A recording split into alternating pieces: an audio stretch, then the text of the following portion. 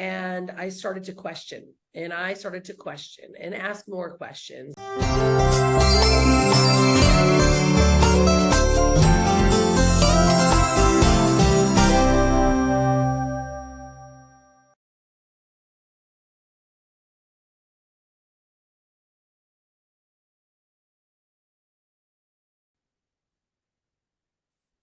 Yeah, so welcome today. I'm so happy to introduce to all of you a wonderful lady, which I met 1 year ago.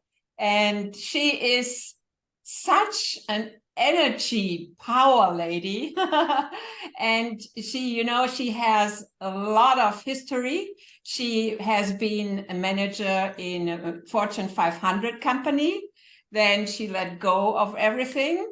She started to be an entrepreneur, is now very, very successful with her unstoppable branding agency, and is already again doing several things in addition, and is in a changing process and in a transition, and has a lot of experience. So I'm so excited to introduce you, Rhonda Swan. Hello, hello, hello. So good to see you again. It's only been a couple days since you left Bali. Yeah, just yesterday I left Bali. We had a wonderful time. We had a lot of experience together. So it was such a good thing to be with you. And so, how you are doing, Rhonda? I'm good. I'm really good. I went to the Astana this morning. I saw your chair. You were not there, but I prayed to you. Did my hot and cold plunge pool. Having an amazing day. We're doing a lot of new things with our agency, and of course, as you know, our book, the Women Gone Wild book. We're getting prepared for some really nice things that we're doing with that book launch. And yeah, it's just really nice to be here. Yeah. And we had a great time together because you organized a retreat, and we did a lot of special things as well, breath work, 9D breath work, which we talk about later. But at the very beginning, Rhonda, tell us a little bit about your history. So you have been in a Fortune 500 company, and then you just left it. So what's the reason why you are here at the moment where you are? So what has happened? Yeah, thank you for that. You know, I finished and had my master's degree, and I had this big dream because my family said you have to get a good job, you have to have a salary, medical plan, retirement plan. So of course, I'm like, okay, I'm gonna, get a really quality education, have my master's. And I got hired by, Fortune 100 company, actually, one of the largest pharmaceutical companies in the world, and moved me to California. And I started working there. And, at first I thought this is perfect. This is what I wanted. I'm, outside sales. And then I, started managing over, $500,000 per quarter of, advertising budget. And, it started to really build and build and build. And what happened is I found myself feeling very hollow and really shallow. I was, working my 9 to 5, if you will, position, and driving about an hour in traffic each day. And I started to feel really hollow. And I realized, initially it starts off as the job, and this is what I'm going to do, and I'm going to make a big difference with my role. And this is medical, and it's so good for people. We're helping save lives. That's what they told me. Until I got really smart and I actually started reading these clinical trials of these medications that these companies were putting out. And I started to question, and I started to question and ask more questions. And I pretty much got the note that if you continue asking more questions, you're going to lose your position. And you just need to be quiet and sell these medications to these doctors and just take your salary and you'll have a happy life. And so I didn't really feel great about that. And I started to realize more and more that I was doing more damage than I was doing good, because a lot of these doctors that I was meeting and representing these products, they didn't really know enough about them. I didn't know enough about them because I'm not a doctor, and they were not clinically significant. And so I got really smart on the science side. And then one day I actually watched a woman, I was 30 years old, about 30 years old. And I watched a woman get, like, you know, in America, we call it like thrown on the cross, like by the boss, just like so in trouble for being 15 minutes late to a meeting. And here I am going to, you know, take over her role. And I'm sitting there in this position. And she's like, you are late. And if you are ever late again, you know, you're going to lose your job. And this lady's whole body shuddered. And she said, I'm so sorry, but I just dropped my 6-week-old newborn baby at daycare for the first time. I just got off of maternity leave and it was a really hard day. I'm really sorry for being late. And my boss is like, I don't care if, you know, you've had your baby, if your baby's a year, 10 years old, if this happens, you're going to be on time in these meetings or you won't have a job. And being, you know, a woman who's hadn't had a child yet and wanted to have a family, I sat there, Beata, and I was like my whole world shifted. Like I literally felt as if I was doing a disservice to every woman around the world. Not only was I, you know, unhappy about what I was doing as in the role because the medication was not good for these people, but now I'm going to be a woman that is going to have a family and I'm not like supporting other women to be with their kids. So I just had a massive shift. And that day I went, I'm not doing this anymore. I am quitting my job. I am going home. I was so excited. I'm going to tell my husband, he's going to be so excited. Well, you know, Brian, I said, honey, I'm quitting my job. And he said, excuse me, I don't care if I am my boss, and his boss, I'll never make enough money to support our new life and our new this and our new that. And I said, I'm going to figure it out. And so I quit my job. It's now been, 18 years. And a lot has happened in between then that we could talk about. But that's kind of how we got to where we are today. Yeah, that's amazing. And you were courage enough to do it without knowing what's then going on. So this reminds me on my journey as well. I quit my job as well because I couldn't stand it anymore in this company being always on the top. And as you said, just follow the rules. And I think neither you nor I are women who are born to follow the rules. So we are born to be wild. What is the book series as well? So you managed to really do your own entrepreneurship, which is now very successful. You are a multi-million-dollar company now. Congratulations. Out of nowhere, out of nothing. And as you told me, you as well choose to say, I never will let my baby given into other hands. Is this correct? Yeah, and that's really where I said, I'll never put a baby in daycare, and I have to find a way that I can be able to support my child. And of course, there's nothing wrong with daycare. And I want to make sure that I always say that first, because there's nothing wrong with it. It just didn't fit within the value system that I had for raising a family. And I didn't want to be, leaving them every day with someone, their mind and their experiences to be taking care of my child, So like, if we think about that, anyone that we put our child in the hands of, they've got old baggage and traumas and problems and things that they bring, into that space and into their consciousness of our child. And I just knew it wasn't something that I wanted. So I had to make a decision, but in reality, I didn't know what I was going to do. This is right in 2004. So this is, if people can think about, this is like right when the internet started to come out. People started, like, I had just started using email. Like, I barely used email with work. And I watched a documentary, and I have to find this documentary, Beata, because I don't remember where I found it. I think it was on one late night on cable television in the USA. I'm sitting late at night and I'm watching when Tony Robbins used to come on infomercials back then. And I was watching, and this came on, and it was an interview with Steve Jobs. And he said, we are moving into the information age. And if we don't find ways, if you're a business owner or whatever you're doing, it doesn't matter what you do, find ways to leverage this new digital era and understand the internet, learn how to connect with people that are cross borders. It was so mind-blowing to me. I'm like, wait a minute, this guy's saying that if I don't learn this now, I'm going to be left in the dark in 10 years. Well, it got me excited because, here I always wanted to be on the edge, and, like, I quit, I was the first woman in my family that ever got her master's degree. So I was also a big athlete, and I hit all these milestones that my family had never done. So I'm like, oh, this is amazing. I want to be on the edge. And so when I listened to this interview, I was like, gosh, I got to find a way to, I can replace my income somehow.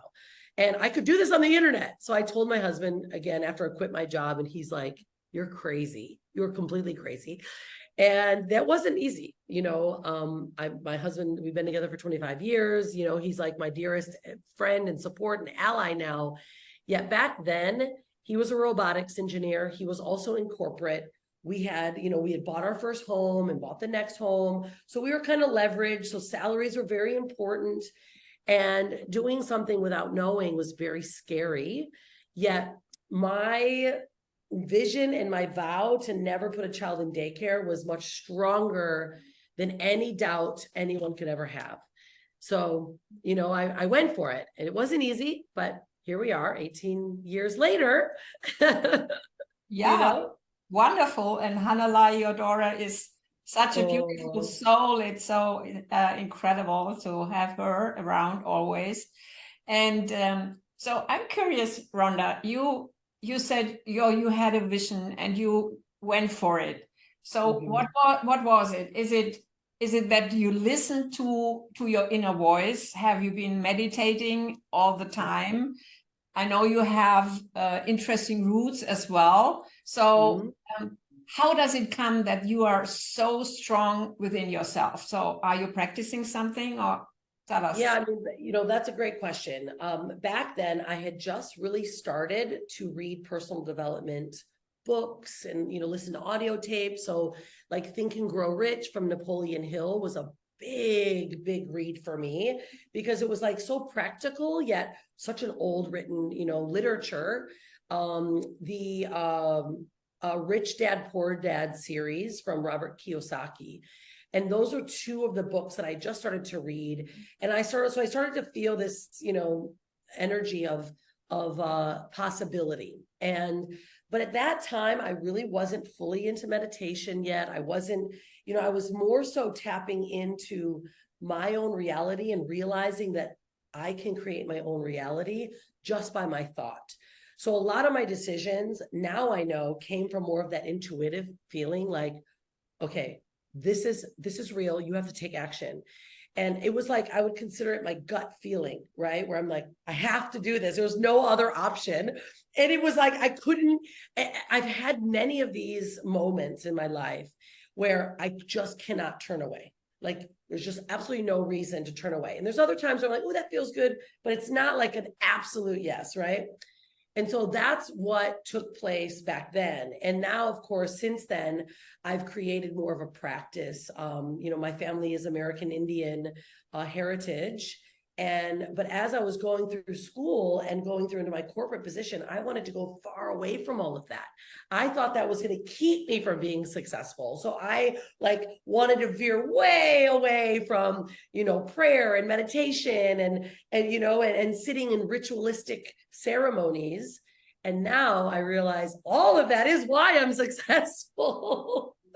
So it's kind of come full circle back again. So I use those type of rituals, and, definitely meditation and just practice on calming my mind opposed to staying busy is not only my greatest asset, but it's also my biggest challenge, right? Because type A people we're excited. We want to do things. And that's been a big learning process for me. But I was fortunate enough. The very first company that I had started and I worked with was actually a network marketing company, and it was all based on personal development. So I was immersed in personal development from the start of my entrepreneurial journey, and it really taught me a whole lot, which has given me a base to what I do now in my business and in my life. So you have integrated everything, and did you recognize that this inner voice, or that this, I always say, the connection above is getting stronger? How do you experience this over the years? Yeah, I would definitely. I would say the more I focus and understand and learn different types of modalities to not only calm, but to call in what I'm asking for, to really focus and be very specific on what I want, because the universe is listening. We've learned many, many ways. I actually started my company, and then 3 years later, quitting my job, retiring my husband, started our company, did very well. However, we didn't realize that we were not specific enough on what we wanted, because we started buying and selling real estate.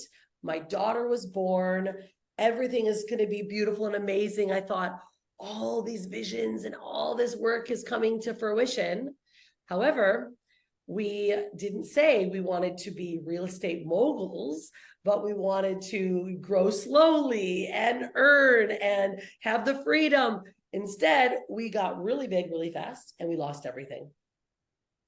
And so we've learned now, of course, gotten much stronger in the way that we practice, because now I realize how important it is to know what you want, to be guided, whether it's spirit, universe, God, whatever you want to say, just to know that our minds, our visions can create our reality, and to be very specific on what we want. You and I were actually talking about this the other day before you left. I was like, okay, we're going to get really clear on what we want this year, and get very focused, because the universe is listening. And especially when you have that connected, intuitive power, and it, you got to be aware of the things that you say, because the universe is going to go, oh, yeah, sure, no problem. Here you go. This is for you. This is for you. And you're like, wait, that's not what I meant. I meant it to be this way. Exactly. Exactly. And the more power you have inwardly, the quicker the things are realized. Yeah. So in reality. So and the universe, or our bigger soul, whatever we mean, we say is the thing which just delivers. It just delivers. Yeah. Yeah. It doesn't ask questions, just gives you what you want. Yeah. It's the buffet, and you have chosen. Yeah. So you have chosen as well other very intense experiences. You just mentioned a couple of days before, we in a discussion we had, that you had a near-death experience as well, and this is not as long ago. So something shifted again. Yeah. Are you happy to share this with us as well? Yeah, I would love to, because you're right. Like these are moments in your life that really start to thread and really connect. And when we don't listen to what we want, or we're not very clear, things can happen. And I believe that the universe throws in this moment in time of, hey, wake up, because you need to get back on track again. And so it's been about now almost 2.5 years. I when I was 23 years old, I got breast implants. I was a bodybuilder. So I was like, okay, this is what I need to do. And then I sat about 3 years ago in front of a fire, and I wanted to clear out all of the ancestral traumas that I had from my family, from my past, from my daughter, right? So I had my own journey, right? I started off with a lot of, everyone thought that I was very confident because I was an athlete, I was a professional bodybuilder, but I still had a lot of self-worth issues, right? And so I got the, implants, and I'm building this, and I'm always doing everything to please other people, is really how I was. And you are still holding a world championship in what? It's stolen bases. Yeah, I still hold records, right? So I was an amazing athlete, but I caught myself always making decisions based on, what people would think of me, or that I was always trying to prove myself. And so 3 years ago, it was right before COVID hit. I said, you know what? My daughter she's 16 now, so she was 13. And I said, I don't want her to have any of those fears, traumas, pressures, because we can hold, I believe it's up to 7+ years of ancestral trauma of our families, of those that we've never met, right? But we can hold on to this trauma. And so I sat with a shaman and sat in front of a fire, prayed, no food or water, just, really focusing hundreds of hours, literally like almost a whole year, every weekend. And I just said, I'm clearing this out. Well, there was a revelation that came, okay, I think the last thing that you need to do is you need to remove these implants, because that's the last bit that you've got that's holding you back from like your truest authentic self. And so I'm like, yep, that's what I'm doing. Well, right when COVID was, had hit, I was able to get into hospitals. No one was actually there. Bali was empty. And I go in, I'm getting them removed. And right before I went in, I told the doctor, let's just make them smaller because I don't want to change my body so much. And I said, it'll just be our little secret. Well, still, right? There's that question right there that said, I still don't trust in myself. And it was there. Well, I didn't say anything. Got out of the surgery. Everything was fine. But for 6 weeks, they would not heal. And the doctor's like, not sure what's going on and what's happening. Well, one morning I get ready to go to work and I'm getting ready and I see this like red spot on my side. I work for like 3 hours. I've got calls with clients. And all of a sudden I'm like tired, and I don't get tired very often. And I'm like, something's wrong with me. And I started to shake. I look in the mirror and I have this redness coming all the way up to my heart. Like it's coming, and I started to shake and my body was going sepsis. And I didn't know that I was fully infected, but they sent it to the doctor and he's like, get here now. So sure enough, my body was rejecting it. My spirit, everything, you name it, whatever you want to call it, was rejecting this decision, because I had made a decision that I was going clean, that I wanted to be authentic. The universe is like, you didn't do that. You're still questioning yourself. And I had to go into emergency surgery and the doors were closing. And here's my daughter and my husband looking at me. And I prayed. I'm like, please, Lord, let me wake up. Like, this was a mistake. I'm letting all of this go. It was like that another moment. Like, you have to get clear of what you want and who you are.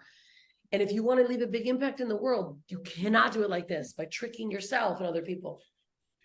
And boom, I woke up out of I didn't realize I was going to wake up. I'm in this hospital and there's no one there. And I had my drum, I had my incense burning, and the Balinese people are like peeking in the door, like thinking I'm a witch, and I'm singing and I'm praying.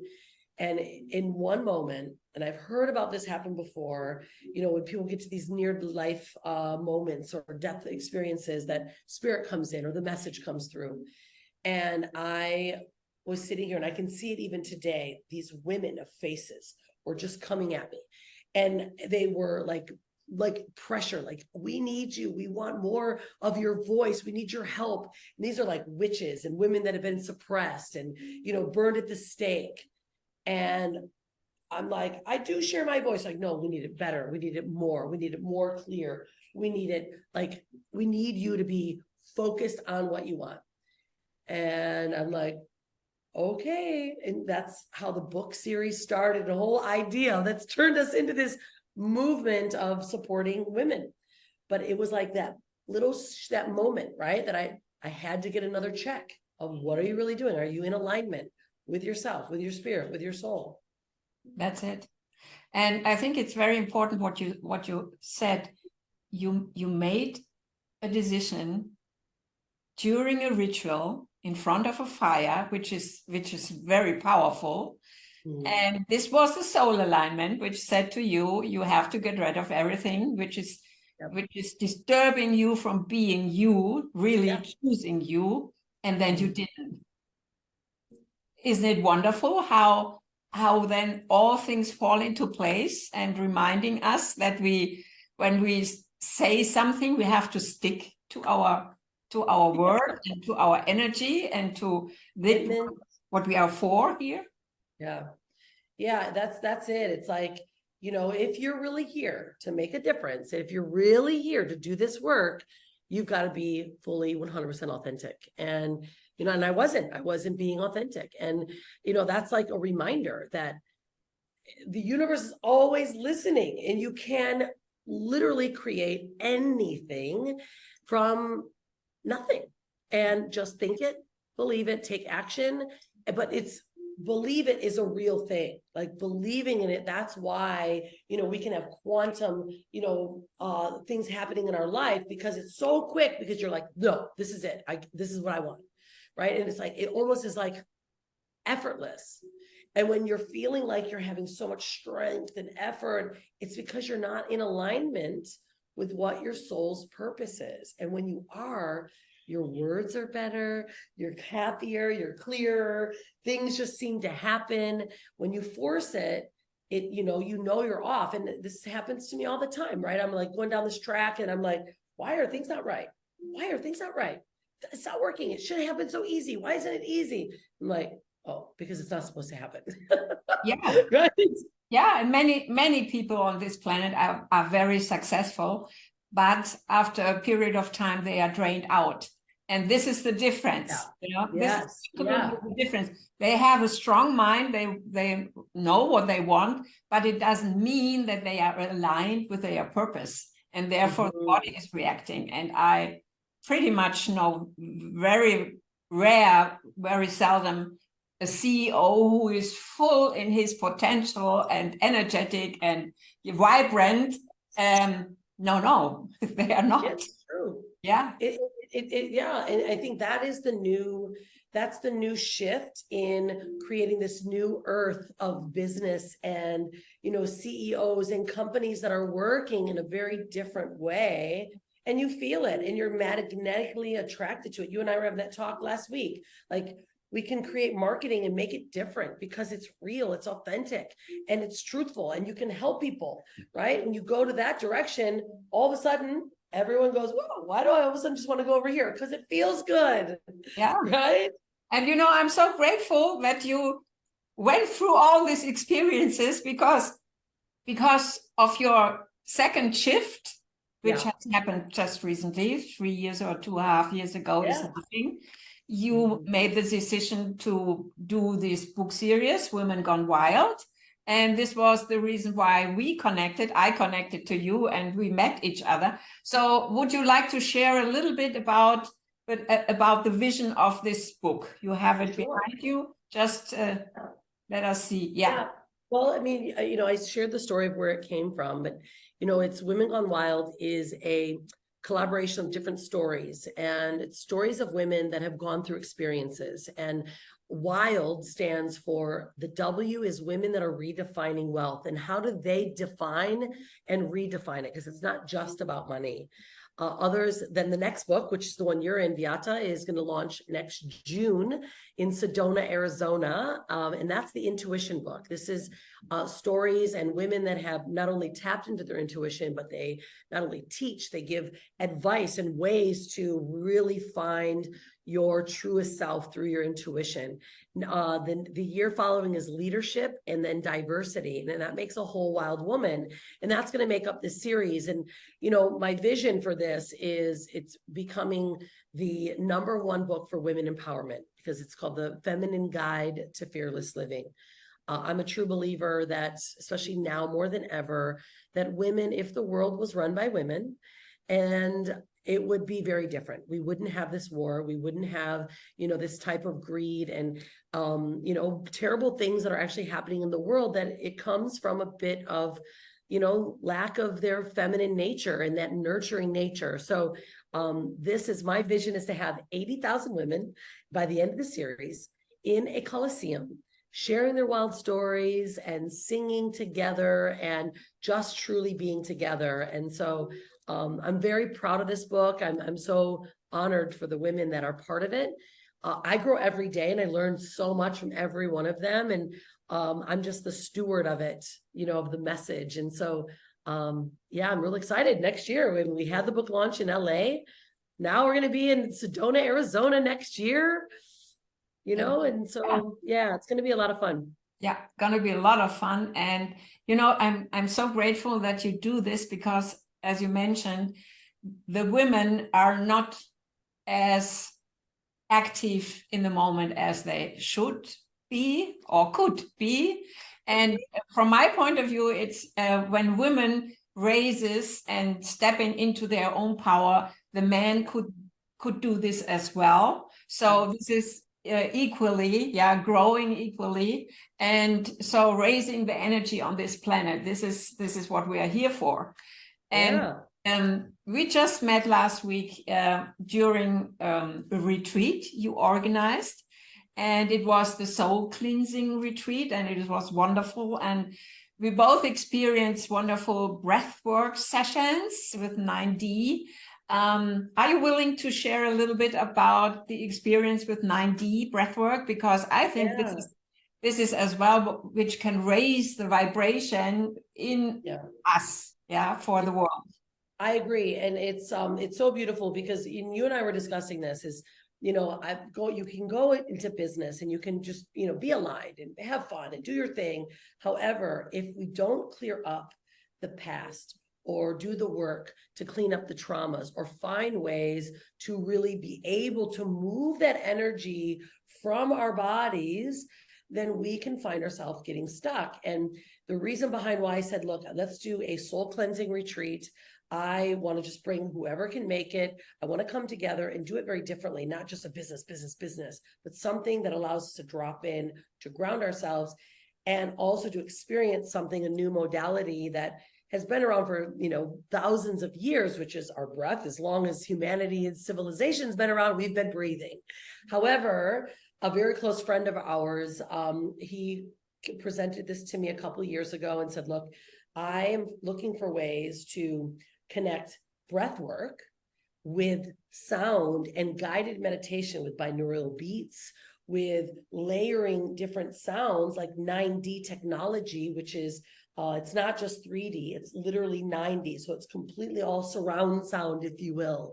And how he wanted to take breath work and this 9D technology and bring it together in a meditative state so that people can not only focus, but be immersed in this guided meditation. And I did it. My family was the first ones that did this experience, and I was blown away. Because being a very active mind and, entrepreneur, meditation has been a very long challenge for me to just sit for hours at a time, right? It's, if I get 10 minutes, I'm like, whoa, I'm nailing it, right? But with the 9D, when I put the headset on, Brian, the music starts to layer, which is binaural beats, right? So it's layering into our consciousness. It's the frequency, it's at a very high frequency at 532. And all of a sudden you just start dropping in, and then his voice comes through. And now the guided meditation is like around you. And it blew me completely away because I was able to focus for an hour and a half, 45 minutes, and have the most deepest connection to my body than I've ever had. And which is why I said, let's come together, because if we can start using a modality like this that can help shift people's not only awareness, but open up their consciousness to new ideas, like channel their pineal gland and their subconscious to remove the weighted, traumas that we don't even know are there anymore, and allow it to clear, then we can reach this goal that we have of women being able to step in their power, bringing new world and new earth conscious businesses to light. And that's what we did. And it was remarkable. We had an incredible 3-day full session in a row. Now we're doing another one coming up next year. Like, it's now being part of what I do in my daily life, but in my business, so I can help opening, that opening for others. Yeah, it's wonderful. I experienced it too as well, the 3 in a row breathwork sessions. And it's really that you have another connection to the body. And I think that this is very, very, very important to be connected in another way with your body. So be appreciative, be full of gratitude that you are here at the moment, that we can change something or create something new. And I think as well that this breathwork is a good support to everybody. And so you will have this breathwork techniques as well in the other retreats, I assume. Yeah, that's the plan. Now, I'm being a master of the breath work, and we're starting to create our own journeys in my voice. So right now they're currently only in the founder's voice, Brian Kelly. but of course I want to do work with women and start, creating new journeys. And now it's going to be part of all of our retreats that we have, our book launches. Like I have a vision that we, do our book launch in Sedona, and everyone that's there for the book launch, we put a tester on of 9D of this empowering journey so people can experience this technology. Because I do believe that the one thing that's keeping people from reaching the next level or their highest potential is the fact that they just haven't found the right modality that can release this and that allows them to see it. And so every way that we can possibly bring more, right? And especially because it's very new. So that's now, it's going to be, we have got a new retreat planned for next March in France, and then in June in Sedona, like next year again in Bali in October. Like I already told them the Astana, I said, guys, we're renting the whole place for 5 days next year, the second week of October. And they're like, okay, bring the people. We've got enough room for 35 people. I'm like, we're doing it. Yeah. Yeah, I think this is a great thing to help people with new modalities to reach another level. So not everybody is at the right place and the right time for themselves. So adding on modalities is a good thing because we have so much to offer here in this world. I think it's important that really everybody chooses something to start at least, and to experience himself, and not to give up. So never give up. If you experience something and you say, no, it's not for me, that doesn't mean forever it's not for you to get into the alignment. And as you said, we as well can clear out more than 7 ancestors lines. It's more than 10, which is just in science discovered. So we can clean a lot as well with this breathwork technique as well. So it's wonderful. I'm so much looking forward to join as well the other retreats and doing stuff together. So what would you recommend if somebody would ask you, what would you recommend to start with, to practice or to do business in another kind of way, so in a high energetic way? What are your recommendations so that somebody has an idea to start with? Yeah, I mean, I think that everyone has moments in time. You don't all have to have these major shifts or divine intervention in order to have a shift in your life.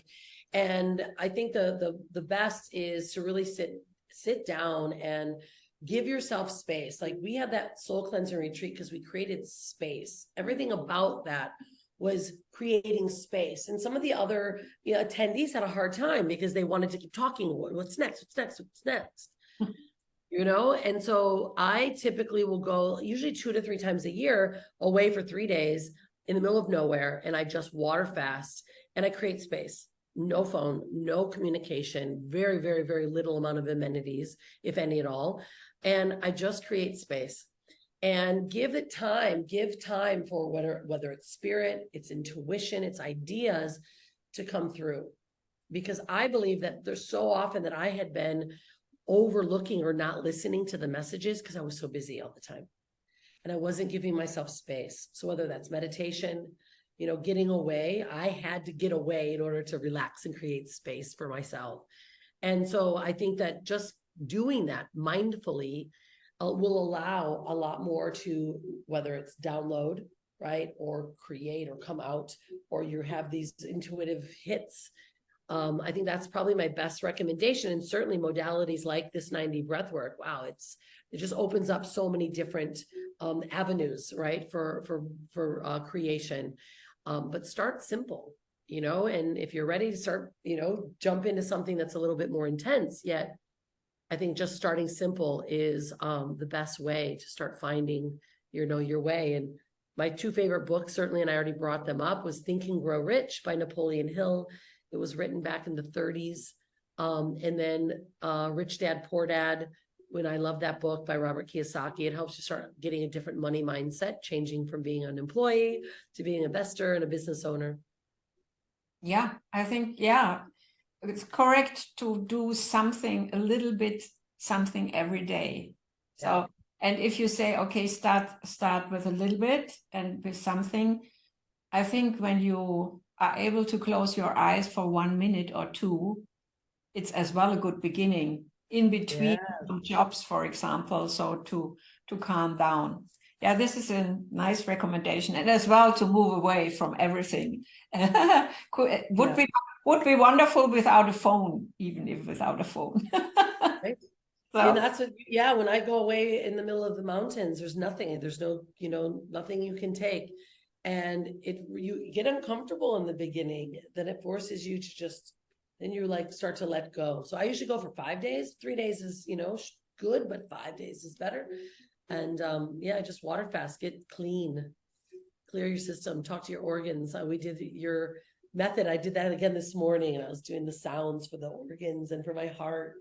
And I like really felt lit up. My body felt lighter, felt more connected. So just these little things, I take a meditation 2 to 3 times a day, even if it's for 5 minutes, just stop. Yeah, that's wonderful.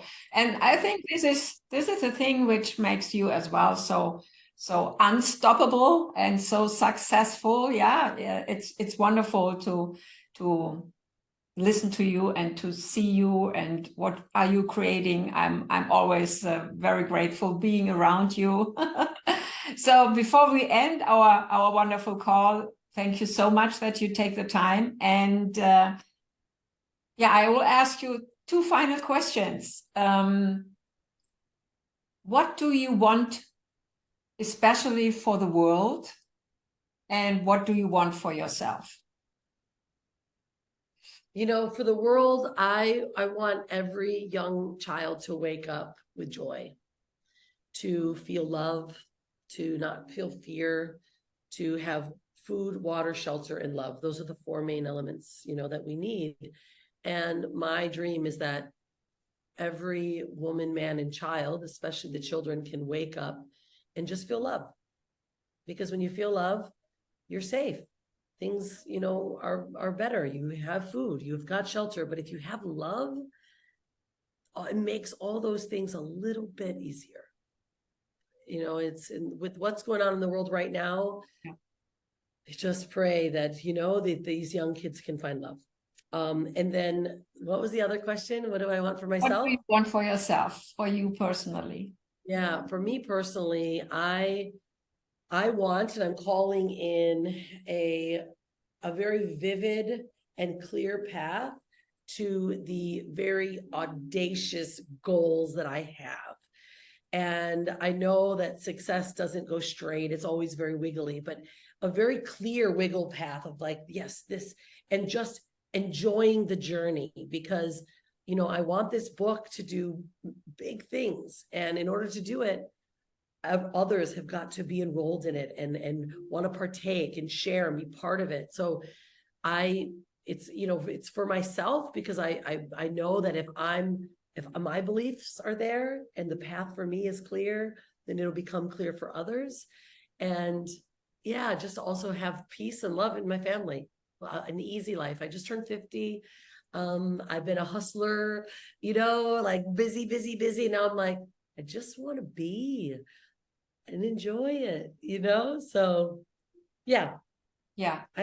More of the same. Yes, thank you so much, Rhonda. I think that many women and men as well can take out a lot of our talk today. Thank you so much for your time, and I love you, and take care. Okay, I'll see you soon. See you. Be unstoppable and stay wild. Thank you for watching. Click on one of the videos below to continue your journey and tell others about this channel. And please subscribe.